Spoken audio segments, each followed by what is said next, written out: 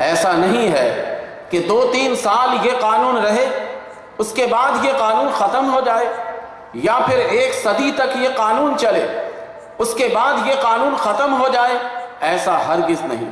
اسلام جتنے بھی قانون کو بناتا ہے وہ قیامت تک کے لیے بناتا ہے، اور اسلام کا یہ کہنا اور دعویٰ بھی ہے۔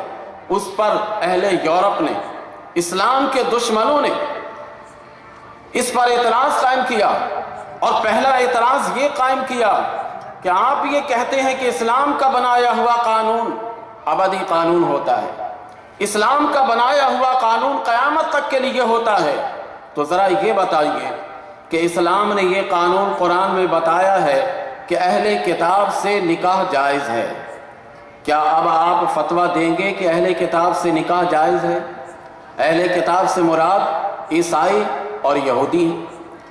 آج جتنے بھی مفتی، جتنے بھی فرقے کے مفتی ہوں، ان تمام مفتیان کرام کے پاس جائیے اور جا کر ان سے پوچھئے کیا عیسائی لڑکی سے شادی اور نکاح کرنا جائز ہے؟ وہ کہیں گے نہیں، جب تک کہ مسلمان انہیں نہ کر لو۔ کیا یہودی لڑکی سے نکاح کرنا جائز ہے؟ فوراً مفتی یہ فتویٰ دیں گے کہ اس وقت تک یہ جائز نہیں ہے جب تک کہ وہ مسلمان نہ ہو جائے۔ تو یہ اعتراض اب اہل یورپ کی طرف سے آنا شروع ہوا کہ آپ کے یہاں قانون تھا کہ اہل کتاب سے نکاح کرنا جائز ہے، تو اب اس قانون کے مطابق فتویٰ کیوں نہیں دیتے ہیں مسلمان؟ اس قانون کے مطابق پھر انگریز کی لڑکیوں سے شادی کی اجازت کیوں نہیں ملتی؟ پھر آپ کے مفتیان یہ فتویٰ دیتے ہیں کہ اسے مسلمان کرنا ضروری ہے۔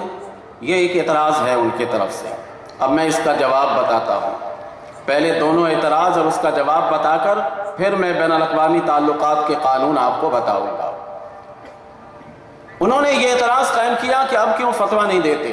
بات یہ ہے کہ اسلام کا بنایا ہوا یہ قانون اب بھی موجود ہے، لیکن اب اہل کتاب موجود نہیں ہے۔ جو لوگ اپنے آپ کو اہل کتاب کہتے ہیں ان سے کہیے کہ اصل کتاب لا کر دکھاؤ۔ حضرت عیسیٰ علیہ السلام پر جو کتاب اتری تھی وہ کتاب اب اصل حالت میں نہیں ہے، اس کے اندر ترمیمات کر دیے گئے، کافی تبدیلیاں اس کے اندر کر دی گئی۔ جب اصل کتاب موجود نہیں ہے تو اہل کتاب موجود نہیں، جب اہل کتاب موجود نہیں تو اہل کتاب سے نکاح جائز نہیں۔ تو قانون اسلام کا جو بنایا ہوا ہے وہ اب بھی ہے۔ اگر اصل کتاب کے ماننے والے ہمارے سامنے اگر آ جائے آج بھی، تو جتنے بھی فرقے ہیں اسلام میں ان تمام کے مفتی کہیں گے کہ نکاح جائز ہے، لیکن اصل کتاب والے ہیں نا اہل کتاب۔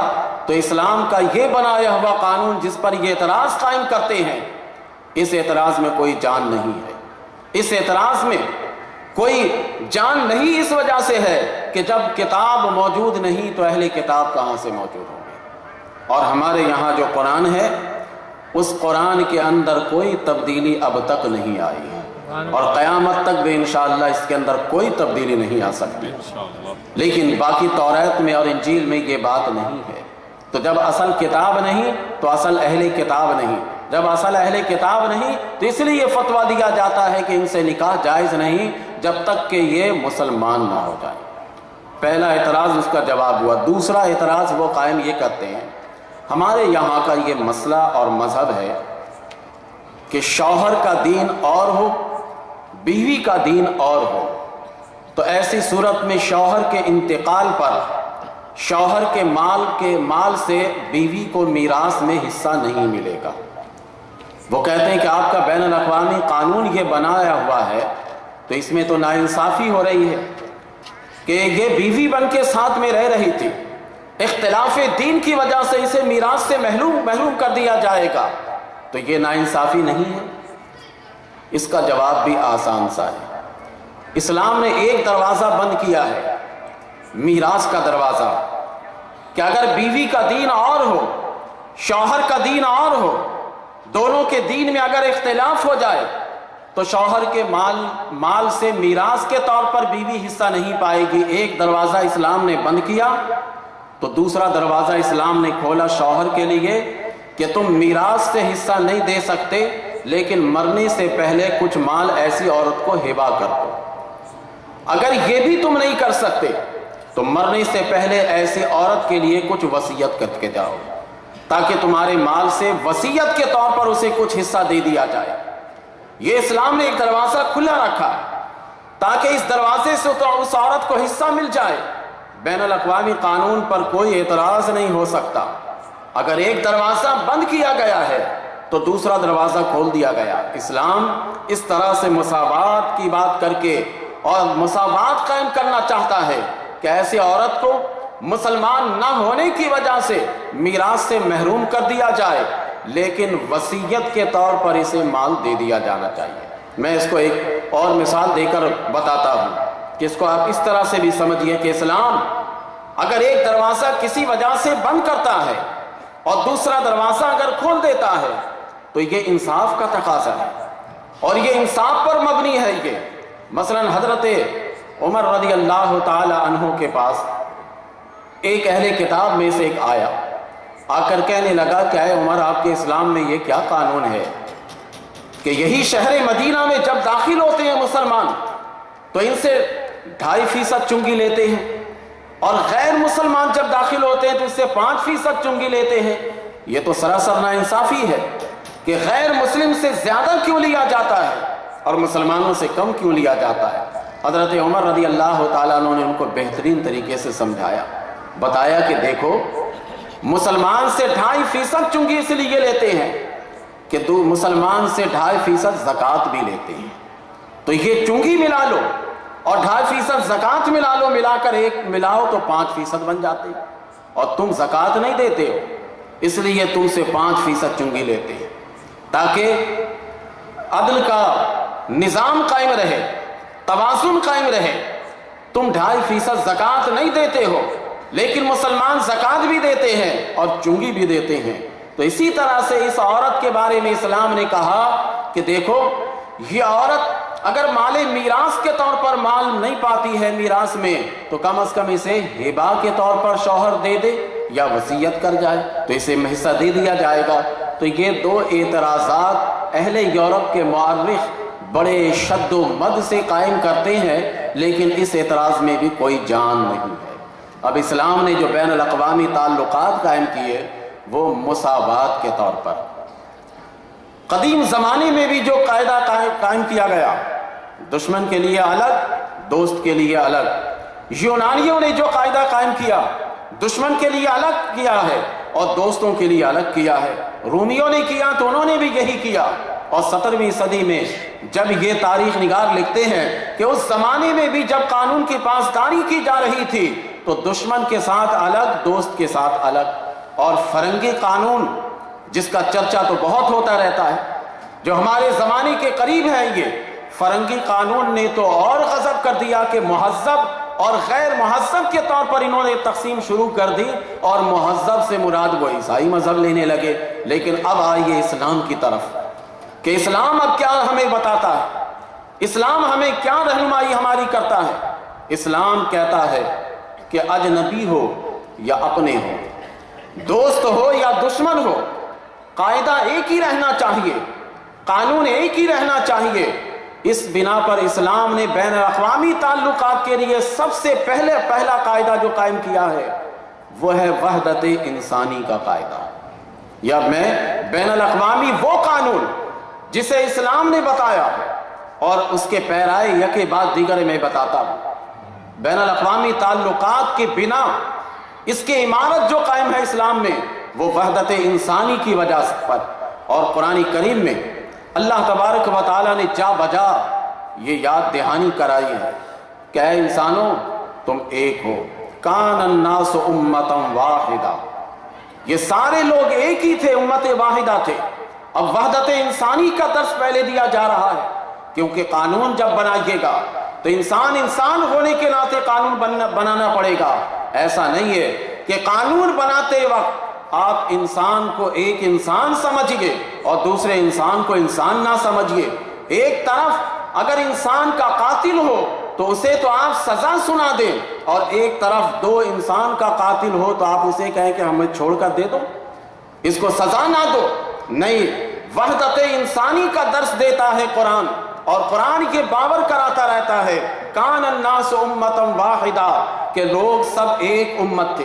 پھر ایک مقام پر اور اللہ تبارک و تعالی نے خطاب کرتے ہوئے سمجھایا، یا ایھا الناس इन्ना खलकनाकुम मिन ज़करिन व उन्सा वजअलनाकुम शुऊबन व क़बाइला लितआरफू। अल्लाह ताला ने ये समझाया कि ऐ लोगों, तुम्हें अल्लाह तबारक व ताला ने एक मर्द और एक औरत से पैदा किया है, तुम्हें कबाइल दर कबाइल किया, इसलिए कि तुम एक दूसरे की शनाख्त रखो। अगर इस दुनिया में रहते हुए कोई पाकिस्तानी है तो इस वजह से नहीं कि पाकिस्तानी इंसानों के 4 हाथ होते हैं, पाकिस्तानी इंसानों के भी 2 ही हाथ हैं, गैर पाकिस्तानी इंसानों के भी 2 ही हाथ हैं। अगर कोई हिंदुस्तान की सरजमीन पर रहता है, अगर उसके मुंह में एक जबान है तो पाकिस्तानियों के मुंह में भी एक ही जबान है। वहदत इंसानी है ये। या अय्युहन्नासु इन्ना खलकनाकुम मिन ज़करिन व उन्सा, ऐ लोगों, तुम्हें एक मर्द और एक औरत से पैदा किया गया है। ये वहदत इंसानी बैनुल अक़वामी तौर पर इंसानों को मिलकर रहने के लिए अल्लाह तबारक व तआला एक माहौल बना रहा है, ताकि इनके अंदर जो तफरीक है, ये गोरे और काले और सफ़ेद होने की तफरीक जो किया करते हैं, कोई इंग्लिश ज़बान में, कोई उर्दू ज़बान में, कोई अरबी ज़बान में, कोई फ़ारसी ज़बान में तमीज़ किया करता है कि जो इंग्लिश जानने वाला है वो बहुत बड़ा इंसान होता है, जो अरबी जानने वाला है वो कमतर होता है। नहीं, इंसान होने के नाते सबसे पहला कानून इस्लाम का ये है कि सब आप एक हैं। वहदत इंसानी के बारे में बताया जा रहा है। फिर एक और मकाम पर अल्लाह तबारक व तआला ने और वहदत को मुख्तसर करके बताया, या अय्युहन्नासु इत्तक़ू रब्बकुमुल्लज़ी खलक़कुम मिन नफ्सिन वाहिदा, ऐ लोगों, अल्लाह से डरो कि जिस अल्लाह ने तुम्हें एक जान से पैदा किया। पहले क्या बताया कि एक मर्द और एक औरत से पैदा किया। अब मजीद वहदत इंसानी को समेटते हुए अल्लाह तबारक व तआला ने फरमाया कि तुम्हें एक नफ्स से पैदा किया, एक जान से तुम्हें अल्लाह तबारक व तआला ने पैदा किया है। ये वहदत इंसानी का माहौल अल्लाह तबारक व तआला बना रहा है, ताकि एक इंसान दूसरे इंसान का दुश्मन ना बने, एक इंसान दूसरे इंसान का नाहक खून ना बहाए, एक इंसान दूसरे इंसान की हुर्मत को पामाल ना करे, एक इंसान दूसरे इंसान की इज्जत पे डाका ना डाले। ये अल्लाह तबारक व तआला वहदत इंसानी का माहौल पहले बना रहा है, इसे दर्स दे रहा है कि देखो, बैनुल अक़वामी तौर पर अमन कायम उसी वक्त कर सकते हो कि जब तुम ये फ़र्क मिटा दो कि एक आला किस्म के लोग हैं, दूसरे अदना किस्म के लोग हैं, ये मिटा दो। इंसान इंसान है। जो यूरोप के सरजमीन से आता है लोग उसे बहुत बड़ा इंसान समझते हैं, जो पाकिस्तान में रहता है उसे लोग कमतर समझते हैं। इस फ़र्क को मिटाना पड़ेगा। देखिए, हमारे यहाँ एक अलमिया होता है, एक बेहतरीन किस्म का डॉक्टर हो, बिल्कुल आला किस्म का डॉक्टर हो, अगर मुल्क पाकिस्तान में है उसकी अहमियत उतनी नहीं है जितनी होनी चाहिए। लेकिन एक खतावार किस्म का डॉक्टर जो कई लोगों को मार चुका हो, लेकिन सिर्फ उसके पास अमेरिका की डिग्री हो, पाकिस्तान में आएगा, लोग हाथों हाथ उसको लेंगे। ये फ़र्क क्या कर रहे हैं आप इलाके के एतबार से, वहदत इंसानी के एतबार से आपने देखना है, खित्ते के एतबार से आपने नहीं देखना। ये बैनुल अक़वामी ताल्लुक़ात के इस्लाम ने पहला वसूल बताया है कि वहदत इंसानी है। अब बताएं कि अगर इस चीज़ को फ़रोग़ दिया जाए तो पूरी दुनिया में अमन कायम होगा या नहीं होगा? पूरी दुनिया में जब एक अपने आप को आला बताता है, दूसरे अपने आप को अदना बताता है, एक अपने आप को आला बताकर दूसरे इंसान को अपने बूट तले रौंदता है, जूते तले रौंद देता है, उस इंसान को इंसान जब नहीं समझता है तो वह इंसान बगावत पर उतर आता है। इस्लाम ने इसे सबसे पहले बंद किया और कहा कि बैनुल अक़वामी तौर पर तुम एक उसी वक्त हो सकते हो कि जब तुम्हारे अंदर वहदत पैदा हो जाए, जब तुम्हारे अंदर इकाई पैदा हो जाए, तुम इंसान होने के नाते एक हो जाओ और इंसानियत के फ़रोग़ के लिए माशरे में जिन जिन चीज़ों की ज़रूरत पेश आती है उन चीज़ों के लिए काम करो। तो ये पहला कानून बैनुल अक़वामी के लिए इस्लाम ने ये बनाया, वहदत इंसानी कायदा रखा। दूसरा कायदा इस्लाम ने ये रखा, वहदत नज़रिया, नज़रियात के एतबार से। अब सिफ़ात के तरफ